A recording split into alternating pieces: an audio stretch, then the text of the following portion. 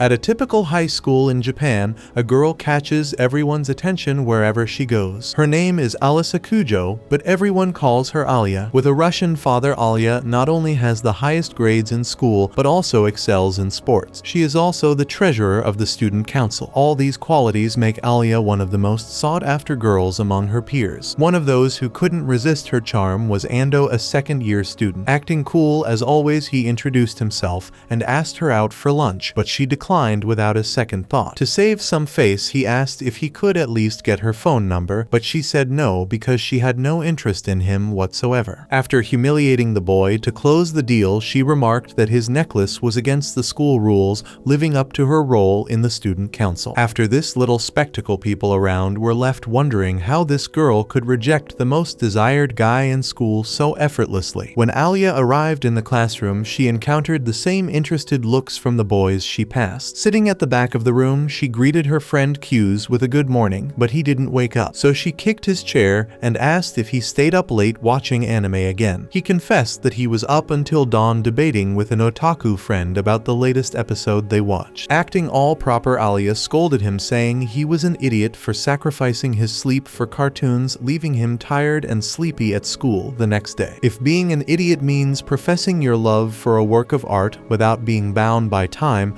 then Q's accepted the insult gladly. Regardless, the boy couldn't help but yawn from exhaustion, and in one of those yawns Alya said something in Russian to him. Q's asked what she said, and she explained that she called him pathetic. Not paying much attention, Q's noticed it was time for chemistry class, but since he didn't bring his materials, he asked to share with his friend. However, his sudden interest started fading as the teacher wrote words like estrogen, tungsten, and oxygen on the board. To prevent her friend from falling asleep again, Alya poked him in the ribs with a pen, making him impulsively raise his hand. The problem was that the teacher had just asked what the second most abundant chemical element in the universe was, leaving Q's in a tight spot. To help him out, Alya discreetly pointed to one of the elements on the periodic table, so Q's answered strontium. Disappointed, the teacher said the answer was wrong, and then asked Alya next. Cynically, she answered helium, which was correct, leaving Q's shocked at how terribly he had been tricked. After the embarrassment, Q's confronted her about the prank, but she pretended she had pointed to the right element. As he grew more agitated, she said something else in Russian. Once again, he asked what she had said,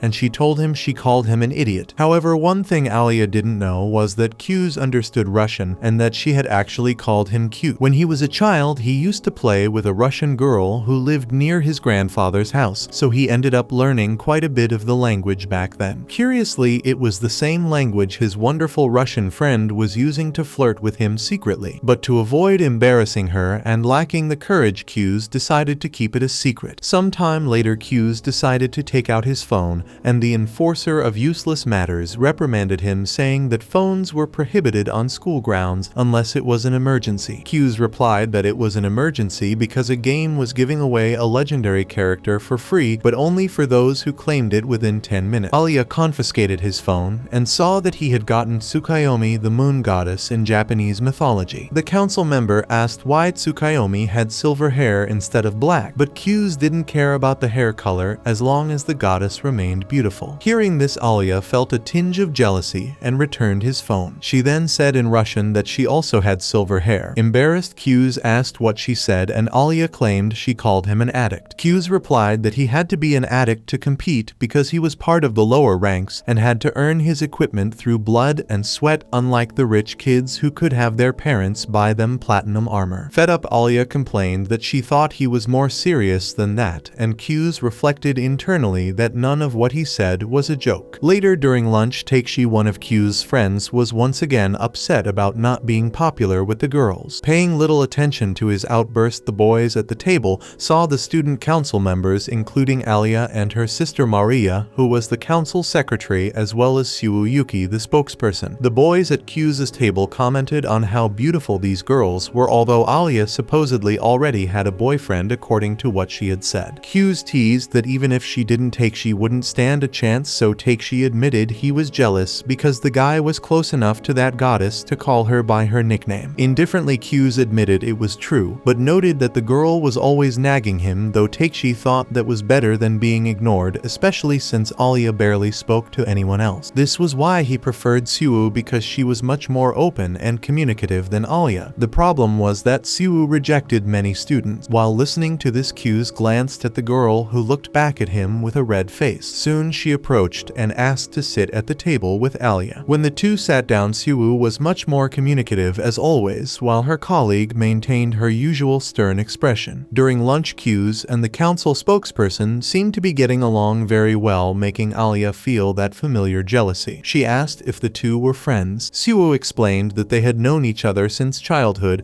and had studied together from preschool until now. Then the other two boys finished eating and went to return their trays, so Suwoo moved closer to Kyu's and asked if he had considered her offer to join the student council. However, as he said so many times before, the guy has no interest in this, so the girl insists he would be a great fit with her and Alya, especially since he has experience as vice president. Alya is surprised by this information, so Suwoo explains that Kyu's was her vice when they were in elementary school. Kyu's is quick to remind everyone that he only ran because the girl pestered him a lot as she needed a vice. With that said, Suwoo argues to her colleague that this guy knows how to get things done, and she responds in Russian that she knows this very well while finishing her can of oshiruko. On the way out of school, Suwoo says goodbye to the two, and Alya takes the opportunity to express her surprise at seeing Kyu's talking like that with the girl, as she thought he had no friends. Kyu's then points his finger at Alya, implying that she is his friend. Questioning if they indeed are, Alya concludes they are after thinking for a bit, then leaves abruptly, saying she has matters to attend to in the student council room, leaving Kyu's there. Next we see a childhood memory of Kyu's where he played with the Russian girl who lived near his grandfather. Speaking in Russian, they admired the sunset together,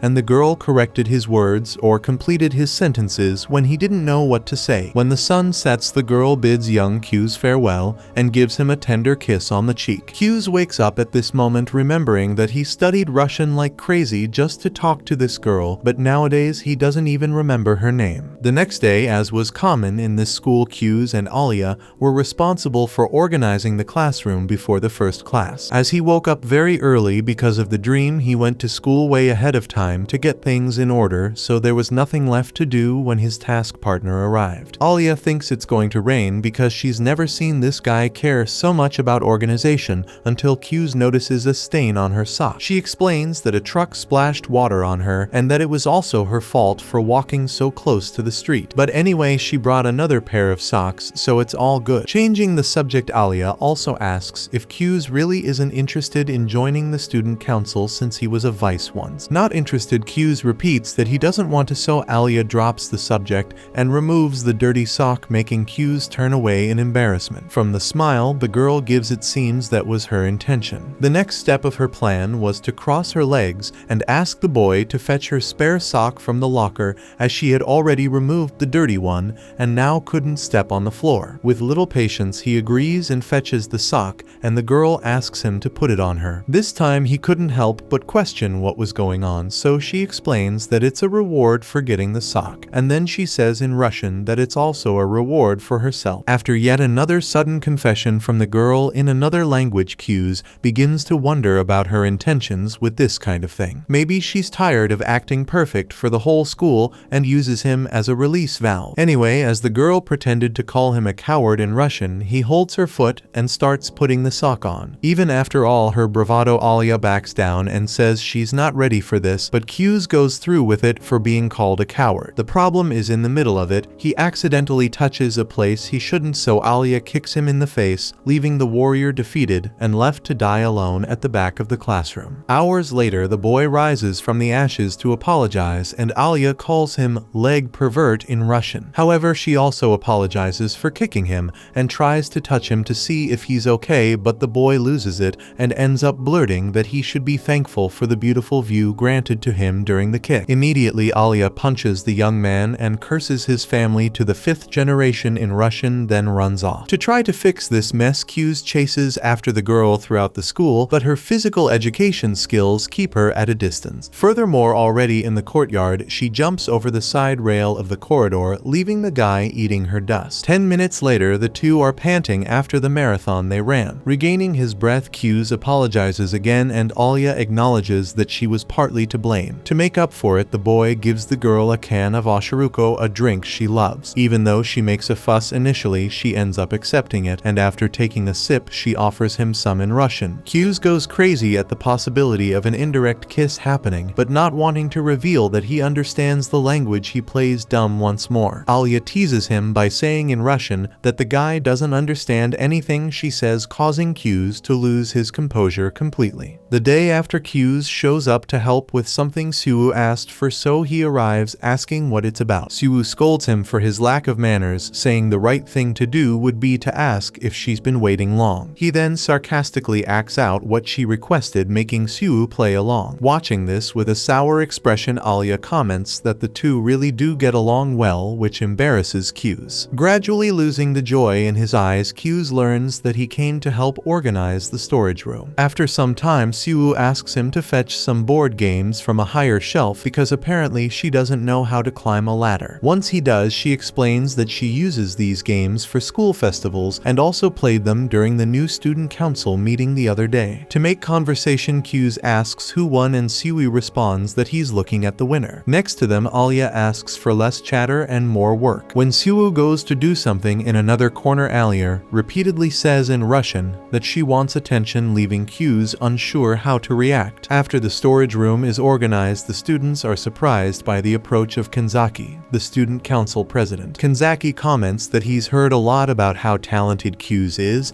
and the boy thanks him for the praise. At the same time, Kyu's observes that this guy really has a certain style, which must be why he's the school's superstar president. Whatever the case, he has nothing to do with it, so he bids farewell. But before he leaves, Kanzaki offers to pay for his dinner as a thank you for cleaning the storage room. Kyu's politely declines, but Suwoo insists because Kyu's won't have a ready dinner when he gets home. Kanzaki asks how she knows this about his life, and she reveals that they've been friends since childhood. Therefore, the president also invites the two girls. Later, after placing their orders, the four of them start a conversation. Suwoo highlights how amazing Kyu's is for handling physical work and paperwork like they're nothing, in addition to being a great master of ceremonies and negotiator. Kanzaki knows she doesn't usually speak so highly of others, so this guy must really have potential. With this in mind, the president invites Kyu's to join the student council, but for the 1000th time, the boy refuses, saying what he did in middle school was enough. Now he's tired of that kind of thing. Kanzaki agrees that the council involves a lot of work, but the reward is worth it. Being honest, he emphasizes that Kyu's participation in the council will have a huge impact on his job recommendations. Kyu's replies that he's not very ambitious, but Suwoo insists they should run together again. Kyu's argues that the girl will win the presidency with or without him, but she insists on having him by her side on this journey. Once again, he declines the invitation, this time with less patience. Kanzaki says that perhaps Suwoo isn't the best candidate considering that Alya is also running. When the Russian girl confirms this, Suwoo narrows her eyes in a challenging manner. Soon, everyone's food arrives. After the meal, they all say their goodbyes, and Kanzaki says he will go with Suwoo in one direction and asks Kyu's to walk Alya home. The Russian girl refuses the company,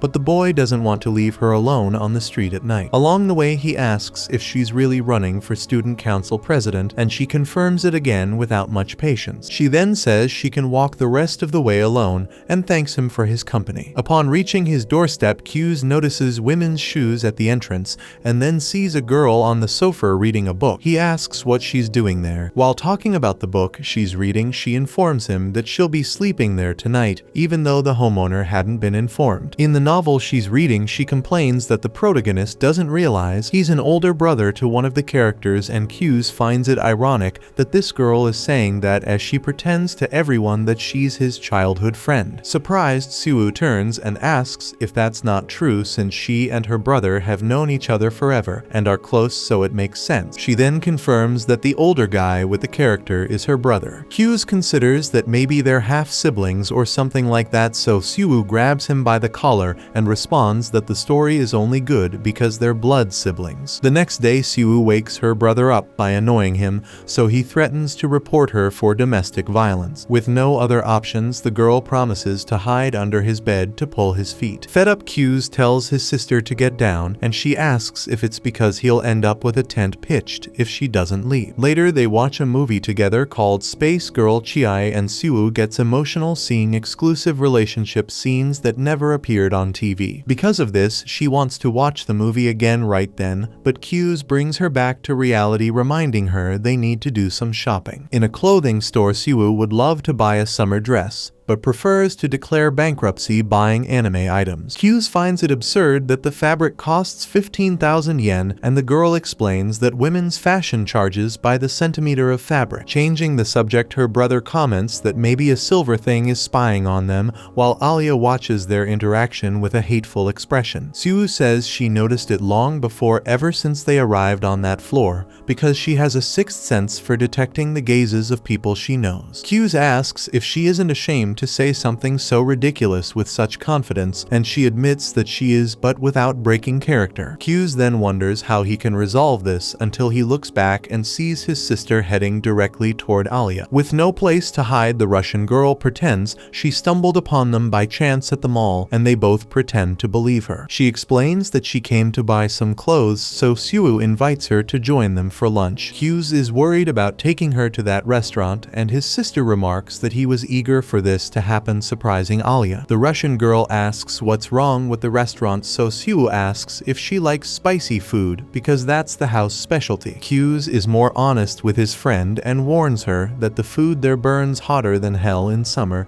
without a fan, but Alya decides to go without hesitation. Upon arrival, and not for lack of warning, the restaurant's name is Hell's Cauldron, causing Alya's eyes to widen. Siwoo dismisses it as just a little spice, making the Russian girl frown, and Hughes tries one last time to warn her that all hope should be abandoned if she decides to open the gates of hell. Regardless, Alya stands firm and doesn't back down. Once seated, she can't understand anything on the menu, so Siwoo explains that Blood Pool Hell is a ramen with a very red soup, the least spicy on the menu. Thorny Valley Hell makes it feel like your tongue is being dipped in acid. Alya asks about Infinite Hell, and Siwoo says she'd rather sleep in a dragon's stomach. Hughes opts for the mildest dish because he doesn't want to experiment in an unfamiliar restaurant, and the two women follow suit. After placing their order, Alya comments on Siwoo's masculine outfit, and she explains that she's taking advantage of her day off to break her routine. To make things even more awkward, Siwoo mentions that she was in bed with Hughes this morning, causing him to spit out his water and attract stares from the restaurant. His sister adds that she felt like wearing something different today, so she borrowed a shirt from him. On the verge of passing out, Alya asks Hughes what that's all about, and he explains that this girl showed up at his house unannounced, entered his room, and jumped on his bed. To cool things down, the waiter brings a volcano in the form of food to the table, and Alya threatens to cancel, but swallows her fear and a bit of that noodle. Her soul is instantly cremated, but she pretends everything is fine when Hughes asks. With that, the siblings enjoy the food and praise its quality until Alya starts tearing up and asking someone to kill her in Russian. Hughes tells her she doesn't need to push herself, but she lies, saying it's great. Noticing the conversation, Siwoo takes the opportunity to offer Demon's Tear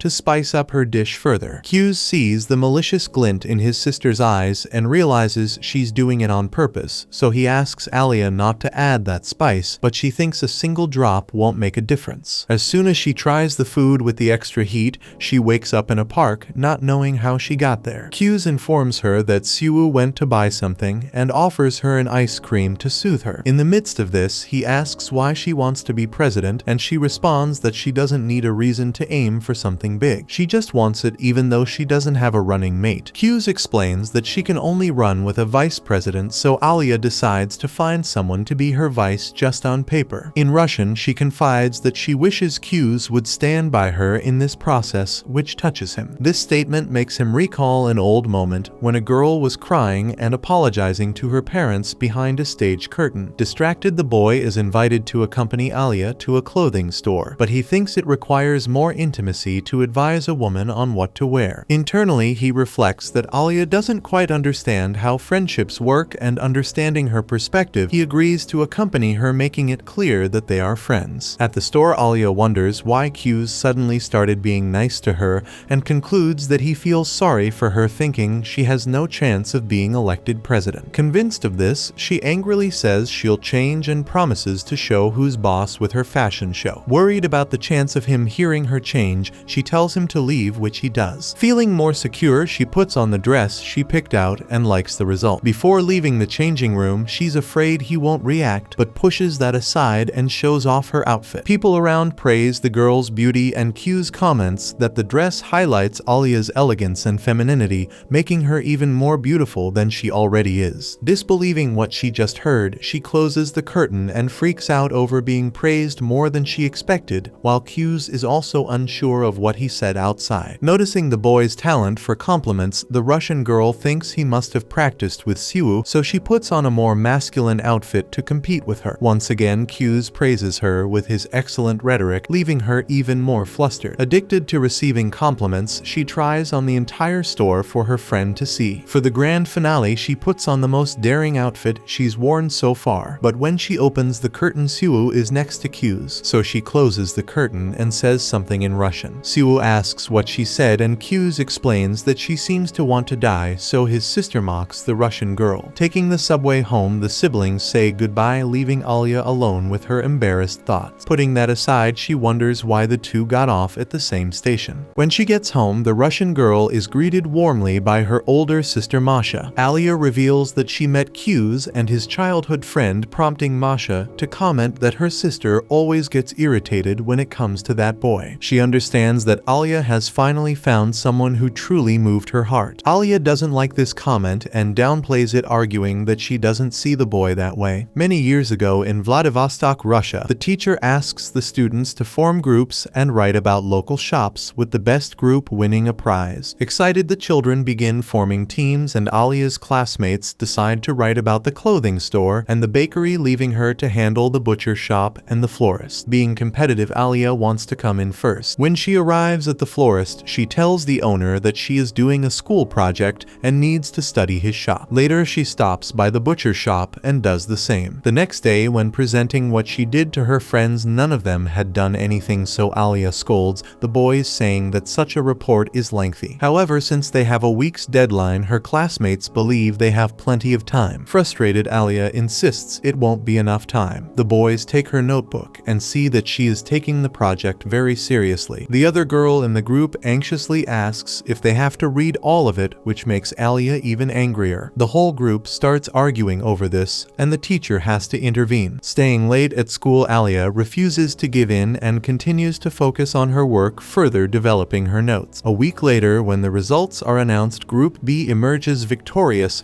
leaving Alya devastated despite all her effort. Returning home that day, she reflects that she would have won if only her group members had been as serious as she was. At the same time, she concludes that she shouldn't expect much from others, since she feels no one is as motivated as she is. With teary eyes, she decides that if that's the case, she'll do everything on her own. Years later in Japan, her new classmates ask if she passed that super difficult transfer exam, and she proudly says yes. The students ask how she speaks Japanese so well, and she explains that she lived in the country 5 years ago. When the bell rings and class begins, Alya looks over and sees a boy who slept through all the noise, so she wakes him to let him know the bell rang. Lazily, Q's asks if she is the girl who gave the speech at the opening ceremony, so she formally introduces herself enthusiastically. Q's also says his name, but without much grace. Stretching, he's happy to see that Hikaru is in the same class as him, and even happier to find that Takeshi is there too. In science class, Q's forgets his notebook at home and shares with a friend. During physical education, he runs as if he's carrying lead weights in his underwear. In math class, the only counting he does is of sheep while he dreams. Seeing all this, Alya realizes that even the most prestigious schools have their share of lazy students. Later, with 14 days until the school festival, it was decided that the theme would be Haunted House. Hikaru and Takeshi rack their brains trying to figure out how to get costumes for the ghosts, while Alya sews some in her corner. After the last bell rings, some classmates tell her it's time to go home, but the Russian girl wants to stay late, dedicating herself to the task. After they leave, Alya overhears the girls commenting that it's just a festival and shouldn't be taken so seriously. This makes her feel like the present is repeating the past from the days when she would get indignant in the cloudy streets of Russia. Lost in her memories, she pricks her finger and watches the blood ooze out. Nevertheless, she doesn't intend to give up, even if it means being alone. Suddenly, Suddenly Q's arrives in the room looking for her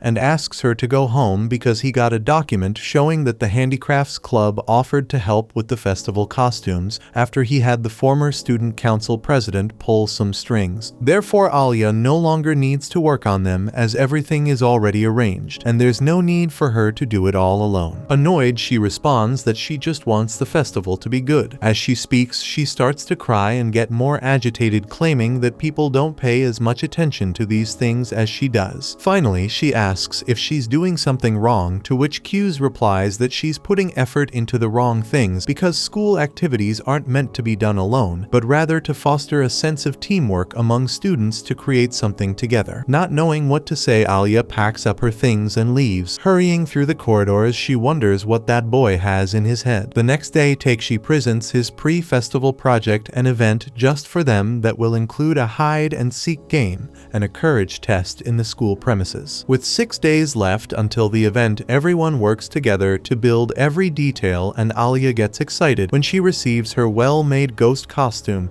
even starting to socialize with her classmates more casually. Soon, the big day of the Serei Autumn Festival arrives, and all the participants take their positions to give their best after so much effort in setting everything up. After the event, their class wins the prize for the best attraction at the festival, and at night, the students gather for the post-festival folk dance. Alya sees Q's and asks to sit next to him, so he assumes she doesn't know how to dance since she decided to sit there instead of participating, considering any boy would love to dance with her. With a serious expression, she mentions that she practiced ballet as a child, so this easy dance wouldn't be a problem for her. However, she refused to dance with all the guys because she didn't want to bother. Q's comments that it must be tough to reject so many people, but she notes that she's used to it. That's when the boy understands why they call Alya the Ice Princess. The girl is bothered by the nickname, but only the princess part, as it makes her seem like one of those snobby privileged kids. Of course, she was born with above average looks and talent according to herself, but she couldn't survive on just that. Looking at the bandages on her fingers, she confesses that it irritates her when her effort is ignored, and people only value other things. Given this, Q's proposes asking everyone not to call her that anymore,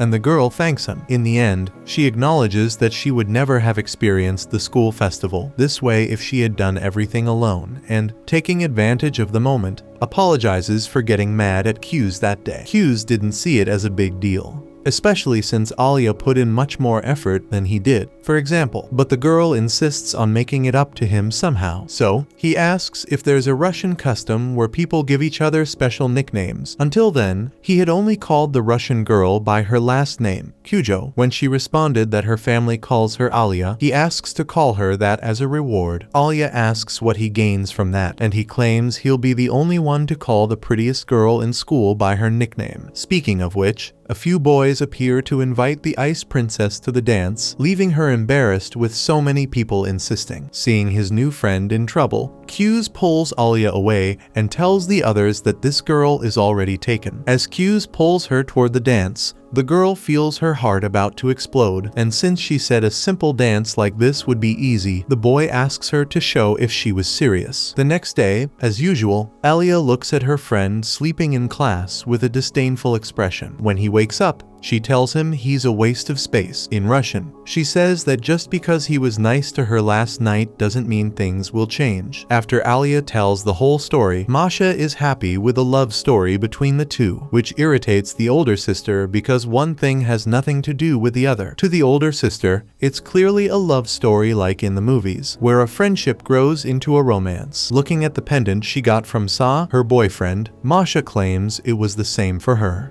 especially when the boy saved her from a dog attack. Nervous, Alya tells the girl to brag about her love life elsewhere. The next day, in the student council room, Q's is greeted by the council president, Kanzaki, as he was called to help Yuki. At that moment, a girl introduces herself as Maria Kujo, Alya's older sister and student council secretary. However, she prefers to be called Masha because a friend of her sister is also a friend of hers. Saying this, she holds the boy's hand and says it's a pleasure to meet him. In that gesture, she feels something different in her heart and asks Q's given name. He responds that it's Masachika, which means together with diplomacy. The girl snaps out of it and apologizes for her behavior, then invites the boy to join her. but in Russian. Although he understood, he keeps pretending not to. So Masha repeats the request in Japanese. Later, in a gift shop, Masha falls in love with a plush cat that looks like Alya. According to her, Q's looks disgusted,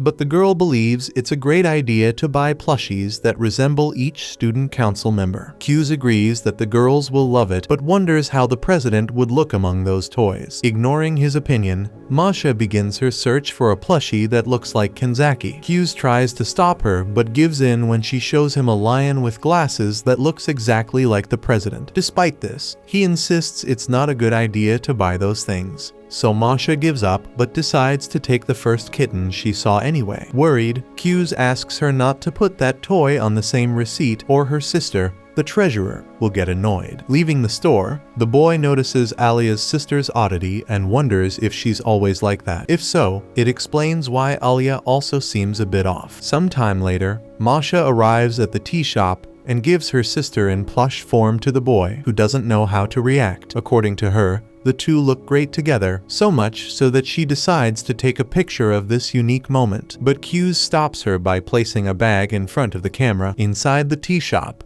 Masha asks Q's opinion on a product, but he warns he knows nothing about it. Internally, he reflects that his sister, Yuki, could help a lot with this since their mother taught her a lot about it. Remembering their childhood, when their parents separated, Q's decided to live with his father. But Yuki, who was ill, stayed with their mother. Seeing the boy was distressed, Masha gives him a caring hug, making Q's feel something different inside, until the tea she was holding burns the boy's back. In shock, Masha drops the cup while the Alya plushie seems to observe the scene. Later, upon arriving at the student council room, Masha shows the new mascot to the president. Kanzaki admits that the creature is cute but hopes the girl doesn't plan to keep it there. Q's places the supplies they bought on the table and Kanzaki thanks him as he couldn't imagine what it would be like if the older Kujo had gone shopping alone. Inside, Q's knows well that the council would turn into a theme park created by a 6-year-old. Speaking of which, the president pats Q's on the shoulder and asks if he's changed his mind about joining the council, but he remains firm in his decision, although he doesn't mind lending a hand occasionally. Masha suggests he join in name only and Q's understands the girl wants him to join, but he doesn't get why the president is so determined to convince him. Kanzaki turns the question around, wanting to know why Q's is so determined not to participate. In fact, Kanzaki believes there's a reason behind this beyond the workload involved. Q's explains that he doesn't feel worthy of being a student council representative, but the president disagrees, reminding him that he was an excellent vice president in middle school. Still, it was precisely this experience that proved to Q's that he isn't suited for such a position, as he felt he had no relevant goal to achieve in that role. In response, Kanzaki confesses that he became president just to win the heart of the girl he liked, a much more trivial reason than any other. Remembering this, the young man can't help but burst into laughter, while Q's asks if he's serious. To prove his point, Kanzaki shows a photo of a beaten and unconfident boy, which Q's thinks is the younger brother of the young man. However, it was Kanzaki himself in the last year of middle school just 2 years ago. His grades were bad, and he hated sports, even more so school in general, until one day he fell in love with one of the prettiest girls in the class, who is now his current girlfriend, Sarashina Chisaki, the vice president. That's why he doesn't believe Q's needs a proper reason, especially since Masha only joined because Chisaki asked her to. Masha believes it doesn't matter why you join the council, but what you do during your time there. It doesn't matter if it was for love or friendship, as long as you care about making things better for other students. Otherwise, only saints could hold positions of power. That said, Kanzaki reminds Q's that he has already shown results as vice president once in his life, and that alone is proof that he has nothing to be ashamed of. This comment brings Q's back to the memory of the election he participated in when he was younger. His sister asked him to stay by her side no matter what, but he thought it would be too much trouble. Anyway, Kanzaki states that Q's could join the council to elect someone else as president, as this is perfectly acceptable and everyone will welcome him with open arms. Faced with this, Q's says he'll think about it, and Kanzaki notes that having time to think is the great privilege of youth. Masha reminds them that the president is not an old man, even though he seems older than he really is, and Kanzaki admits he's heard that many times. Recently, he was mistaken for a graduate student. Reflecting briefly Briefly on the proposal, Kyu's asks where Alya is and Kanzaki explains that she's mediating a discussion between the baseball and soccer teams, as the baseball team has inter-school games every year around this time and uses the field to prepare, but the soccer team made it to the regional qualifiers this year and also needs the field. Neither team wants to give in, especially since the baseball team is visited by scouts who recruit players to go pro, and the team captain has even been featured on TV and is seen as a big promise in the sport. Usually Chisaki mediates between the clubs, but she's busy with important matters in the kendo club. That's why Kanzaki sent Alya to gain experience, although it seems she's having trouble. Hearing this, Kyu excuses himself and leaves the council room to see if there's any trouble between the teams. Meanwhile, in the locker room, Alya is sweating bullets in the midst of a bunch of men with fire in their eyes. Trying to control everyone's anger, she emphasizes that belittling others won't solve the situation. The soccer goalie asks if she has a better idea, so she suggests they use the nearby Riverside Park to train, as it has both baseball and soccer fields. However, the school's field is in much better condition, so no one wants to give it up. This fact reignites the argument, and Alya tries to be heard once more, but is drowned out by the boys shouting. Faced with this, she feels like a failure who can't influence people. This reminds her of when she was younger, when she decided she wouldn't trust people anymore, only to regret it later. That day she resolved to do everything alone because no one could keep up with her pace. Now she pays the price for having isolated herself and scorned interaction with others. Absolutely no one pays attention to her for this reason, as Alya has always been seen as someone who dictated right and wrong with her nose in the air, as if she were the owner of the truth. Thinking about it, Alya concludes that she is completely alone, and this feeling brings tears to her eyes, especially since she is sure it's her own fault. In Russian, she quietly asks for help, as if someone could somehow hear her. Suddenly, Kyu awkwardly enters the locker room and apologizes for interrupting, then announces that he is responsible for general matters of the student council and has been sent as reinforcement for the mediation. Moments earlier, Kyu had been listening to the argument and how Alya was trying to calm everyone down, and he realized that her approach wouldn't work because both sides were too heated, so it would be good for the council to buy some time to start over. Despite this, Kyu believes it's a good experience for the girl and turns to leave until he hears her asking for help in Russian. Before entering the locker room, he thinks that this is why Alya is always alone, because she only says important things in a language no one understands. When the boy gets into trouble, one of the baseball players recognizes him as the one who was vice president during elementary school. Kyu arrives with a bang and emphasizes that the big question is who gets the school field and who goes to the river. He suggests that the baseball team take the river as they have fewer players to move. In exchange, the soccer team, which has more people, will send some to help with the process. Still, the soccer players don't want to cooperate, and the baseball team won't budge either. So the soccer assistants offer to help with the relocation, calming everyone's nerves. With the terms agreed upon between both parties, the matter is officially resolved. Therefore, Kyu asks the captain from each side to attend the student council with their formal requests. Later, when returning to the council, Kyu apologizes to Alya for thinking he might have run over her in the middle of the discussion. She didn't see anything wrong, but wanted to know why the boy made that proposal, because it seemed like he knew the assistant would offer help. Moreover, Kyu was staring at the assistant the whole time during the discussion. He explains that the girl is dating the captain of the baseball team, and as the team leader he had to stick to his convictions even if he wanted to help his girlfriend. What Kyu did was give the girl a little nudge by looking directly at her and instigating a decision from her, considering that as the baseball captain's girlfriend she wouldn't feel out of place helping. On their way, Kanzaki approaches the two and asks if the case was settled. Upon confirmation, the president thanks the youngest Kujo for her help, making Kyu imagine that it was all planned to make him intervene in the mediation on purpose. Having no reason to lie, Kanzaki admits that was the plan and asks if Kyu has made up his mind. Finally, the boy changes his mind and makes himself available. Happy, Kanzaki calls the new member to the council room. At night on the way home, Kyu confesses that he doesn't like the feeling of being tricked, but believes it's time to to accept his fate because all his actions pushed him toward the student council. Speaking of which, since it was late, Kanzaki left the form for the boy to fill out and deliver tomorrow. Alya asks if Kyu's will join the presidential election with Suwoo because even if it's true, she won't give up on becoming president, even if it means facing both of them. Remembering how the Russian girl is, Kyu's knows well that she won't give up because she sees Alya as an unwavering force. Given this, he states that he will make her president because he doesn't want Alya to be alone anymore. Therefore, from now on they are on the same side. Saying this, he extends his hand and Alya wipes her tears and reciprocates the gesture. Then she surprises Kyu's with a phrase in Russian that makes his heart race. When he was a child playing with his Russian friend, he felt the same thing,